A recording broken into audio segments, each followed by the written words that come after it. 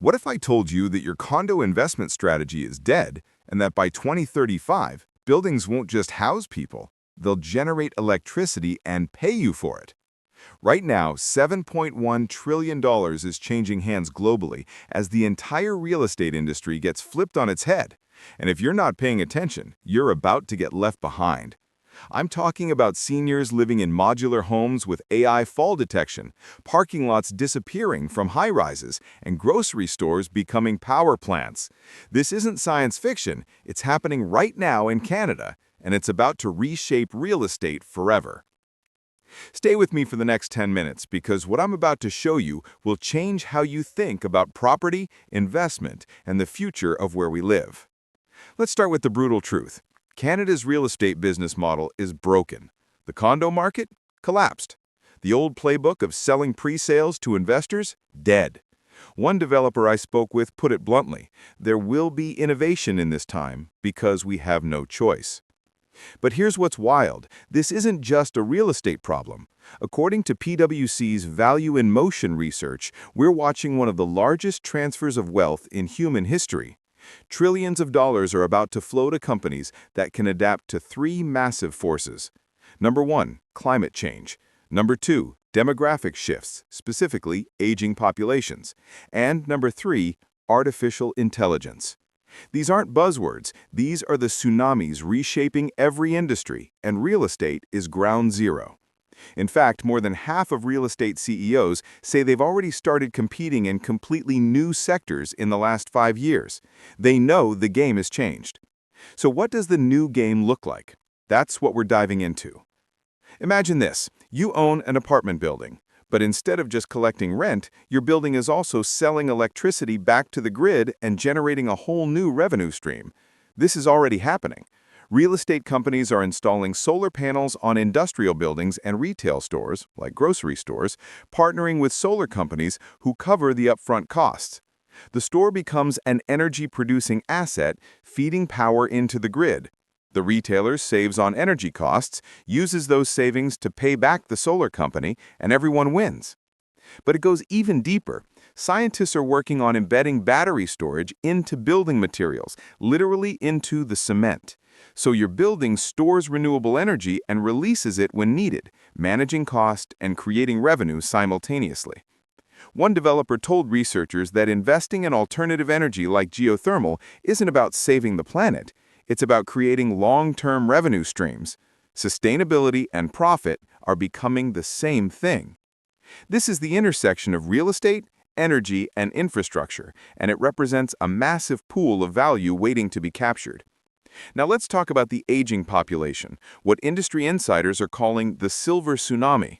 By 2035, Canada's demographics will look radically different, and suddenly, seniors' housing has gone from overlooked to red hot. But we're not just talking about traditional retirement homes, we're talking about reimagining how seniors live. Picture this, a single-family home lot, gently densified to include multiple units where seniors can age in place. One unit houses the homeowner, another unit houses a personal support worker who provides care, fall detection technology connects directly to first responders, or medical office spaces, an asset class that's barely affected by economic cycles because demand is driven by two unstoppable forces, aging populations and government policies shifting healthcare into community settings. Here's the catch. Operating these facilities is expensive. That's why AI is becoming critical. AI tools are already improving efficiencies, streamlining operations, and cutting costs in seniors' housing.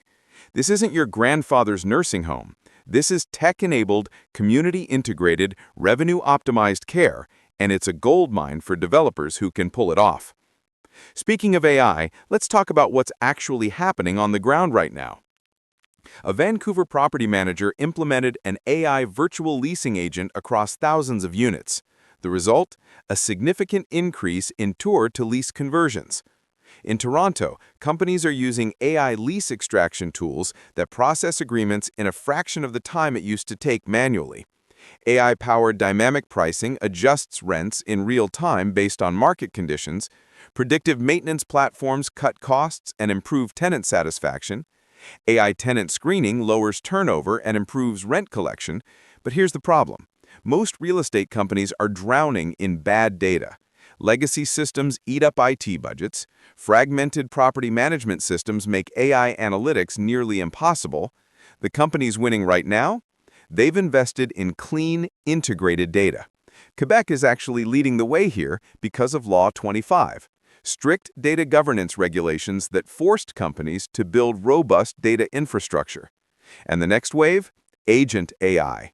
Not chatbots, actual autonomous AI agents that handle lead qualification, property matching, client communications, transaction management, and more. These systems will compress transaction timelines, reduce operational costs, and unlock entirely new revenue streams. The window to get ahead on this is the next 12 to 18 months. After that, you're playing catch-up. Here's something you might not have thought about. Where does AI actually live? Data centers. Massive facilities that require enormous amounts of electricity and land close to demand sources. And right now, data centers are one of the hottest investment opportunities in Canadian real estate. Why?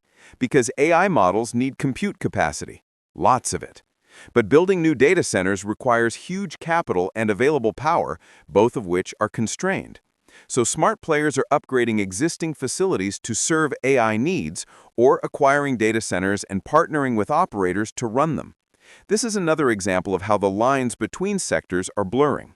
Data centers sit at the intersection of infrastructure, technology, and real estate, and they're a key piece in the puzzle in powering our AI-driven future.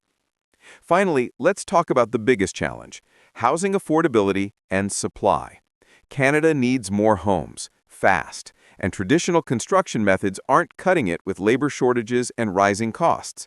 Enter modular housing, prefabricated homes built in factories using standardized designs, advanced manufacturing, and AI-driven processes. When scaled, modular housing can dramatically increase productivity and lower costs. But here's the problem developers keep asking: how do you get modular to work? The challenges are real. You need consistent demand to justify massive upfront capital investments in factories.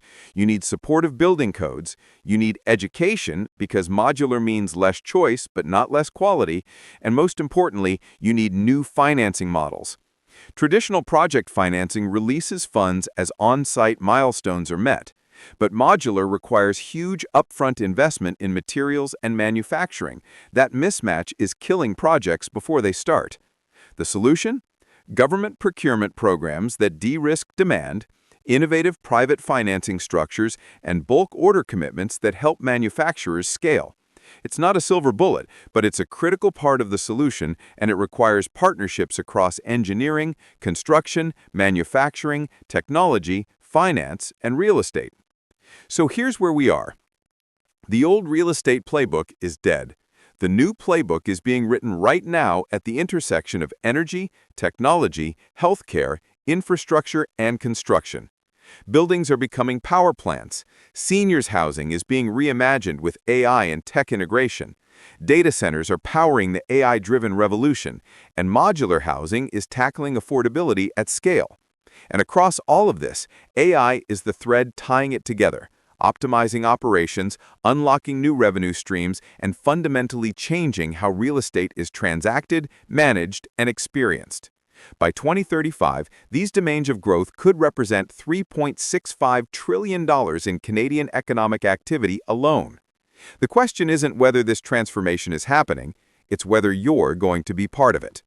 If you found this valuable, hit that like button and subscribe. I'm breaking down the future of business and technology every week. And drop a comment. Which of these trends do you think will have the biggest impact? I read every single one. Thanks for watching. I'll see you in the next one.